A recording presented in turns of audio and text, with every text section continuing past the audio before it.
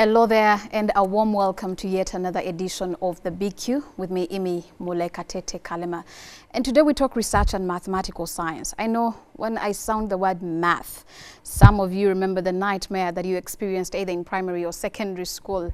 But to help me put everything into context, I'm joined by the Chief Executive Officer of African Institute of Mathematical Sciences, Thierry Zamahun. A pleasure to have you on The Big Q. Thanks for having me. You know, when I talk about math, surely people just remember that ordeal they had to go through, all the canes that they had to receive when they're still in primary and secondary. What are you bringing? What different are you bringing on the table as far as math is concerned? Because we're bringing three things. Okay. Number one, a new way of teaching math. What alienated many generations of young people is the wrong way of teaching math. Okay. Math is made to be scary, while it's a very simple discipline, actually much easier than philosophy. Okay. So, a new way of teaching math. Second thing, try to raise awareness about the importance of math for a country like Rwanda and the whole continent. If we're serious about the transformation of this continent, we must invest in mathematical skills. Yes. Davy once said, a brilliant mathematician once said, without math, you can't do anything. Mm-hmm. So third thing, what we're bringing to the table is to ensure that each and every African, young African, has some basic mathematical knowledge and skills. Don't you think this is long overdue, because we've had decades and decades go, you know, with this fear of mathematics? Absolutely. It's long overdue. I'll give you an example. In an African country, I don't want to name it the country. Yes. You have around 18,000 high school students who got the A level and went to register at university. Yes. Only 22 went into math department. Yep. 22 out of 18,000. It tells you that there's a real crisis. Yes. That's why we're having a skills gap, especially scientific and technical skills gap on the continent. So it's long overdue, yes, but it's not too late. We can still catch up with the many great nations, and there's progress across the continent, like your countries. Yes. Where you guys are these days is far better than where you were a couple of decades ago. Yes. So, yeah. I'm looking forward, because I don't want my child to fear mathematics. Absolutely. Okay, now this is a session where we tend to you answer the questions that have been sent in by the audience on our different social media platforms. And I start with KEZA Martha. Why has AIMS decided to move its secretariat headquarters to Kigali, and why should the Rwandans be interested? We have selected Rwanda for a number of reasons. Yes. Number one, Rwanda is a stable country. If you want to do high-end research, high-end scientific education, yes, you need a peaceful country. And your country is one of those peaceful countries on the continent. Second, the technological breakthrough that you in Rwanda has been experiencing for the past decade, yes, is tremendously conducive, offers a conducive environment for us to operate. And third, the legal facilitation, the legal environment, yes, which makes it possible for us to run a Pan-African institution without too many administrative roadblocks or bottlenecks. Yes. And finally, the reason why we chose Rwanda is because we have a strong support from your leaders, government leaders, exactly, the Ministry of Education, government leaders, including His Excellency President Kagame. We're very grateful for that. Yep. That's why we decided that we will move our headquarters here and run AIMS globally, not just across Africa, yep, from Kigali.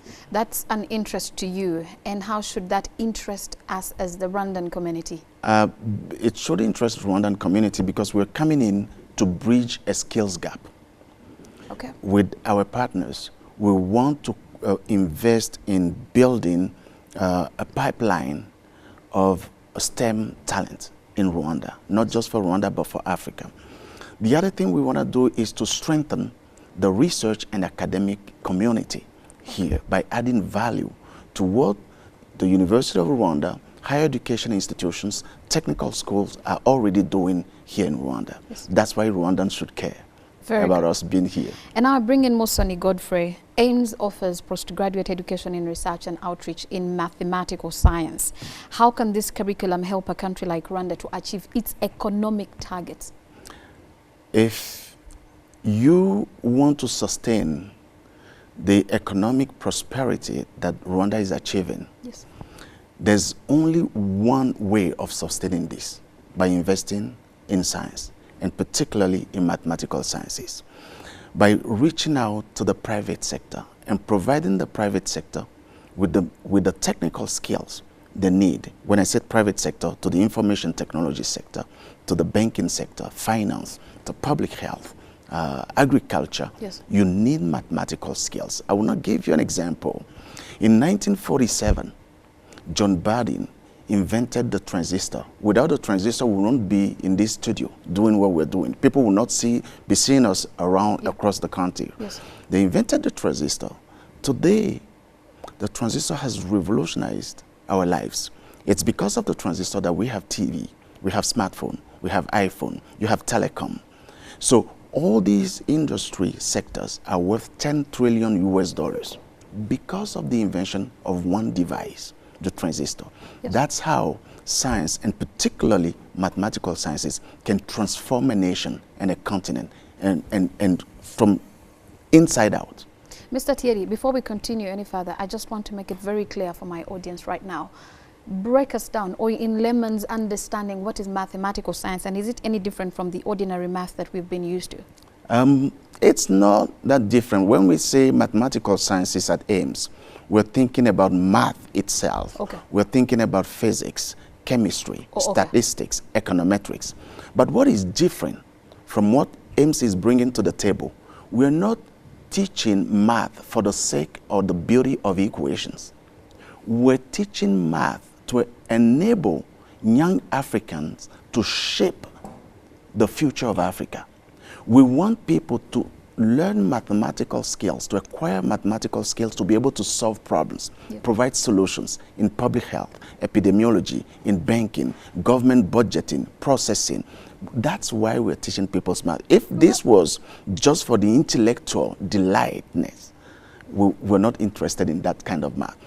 There's a time when math was taught to be just an intellectual exercise. Yes. It's perfect. We will still do that for fundamental research. But what Africa needs today is people who have mathematical skills and can bring about solution change in the daily lives of ordinary citizens. We'll now take a very short break. We'll be right back, still talking more about mathematical science. Keep it here. Welcome back. I'm still with Mr. Thierry Zomahun. Mathematical science is the topic today. No matter how nightmares you may get or how much you fear math, I believe that he will be able to put more into context about the topic. Now, according to the agreement that you signed yesterday with the Minister of Education, there's something that includes where you're going to set up or establish a center of excellence of AIMS in Rwanda.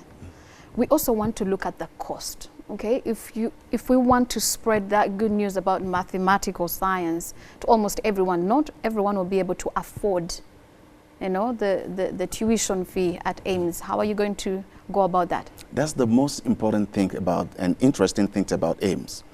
You don't pay to access the high-end education at AIMS. Okay. And this is where we are really grateful that the government of Rwanda is joining forces with us in this partnership, because we realize that many young Africans do not have access to high-end mathematical science education and research, simply because they cannot afford it. They cannot go to Oxford, they cannot go to Stellenbosch, they may not be able to go to Makerere because they don't have money.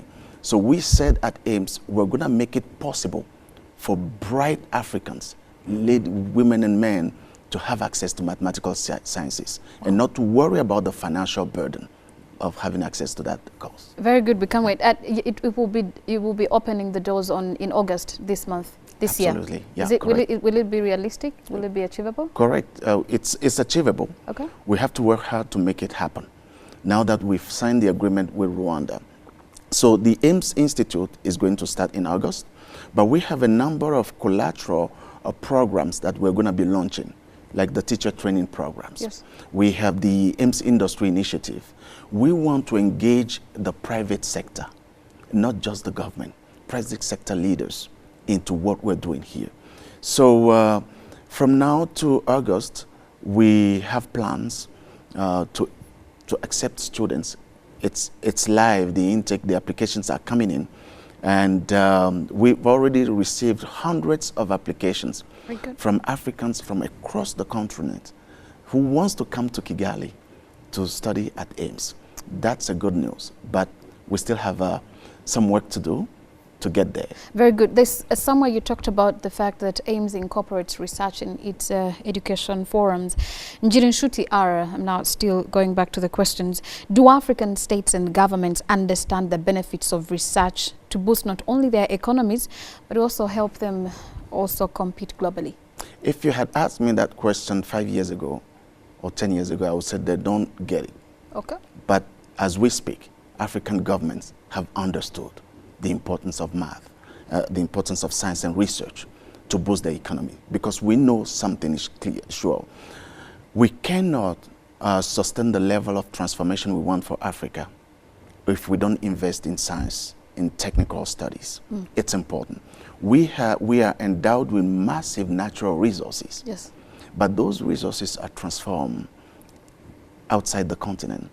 And when they get back to us, like coffee, simple coffee, oil, it costs a lot of money. Yes. The only way we can take advantage of those natural resources is to invest in training engineers, yes, technicians, yes, skilled workers. And the backbone of those STEM, science, technology, and engineering, and mathematics, yes, disciplines, the backbone of those disciplines is mathematical sciences. Very good. If you think that they do understand the benefits of research, do you think our budget drafters in Africa specifically overlook research, and should they be focusing or putting more monies in this area of long-term benefits? We've not had lots of big monies of the budget of most of the African states going into research. Do you think they're overlooking it? That's a reality that our governments have multiple, I would say millions of priorities. And sometimes you have to dig a well in a remote village. You would rather put money in that than think about a research without knowing what is going to come out of that research. But while it's a challenge, and it's a real one, I think this is where at AIMS we are advocating and trying to get the private sector involved. The challenge, the task at hand, that is investing in STEM disciplines, is bigger than any one partner. Yeah. The government cannot do it alone. Yep. We have to get private sector leaders, multinationals who are operating in Africa, yep, academic scientists to join forces around that. So we should not and must not rely solely on government budget, national budget. We do want government to commit funding, but we also want the private sector to take responsibility. Very good. Because at the end of the day, they're going to benefit from STEM disciplines. So good. And William B., what should Rwanda's government do in leading the way in both public and private participation to galvanize and harness resources and manpower in setting up a stage that would launch the country as a science and research-based economy?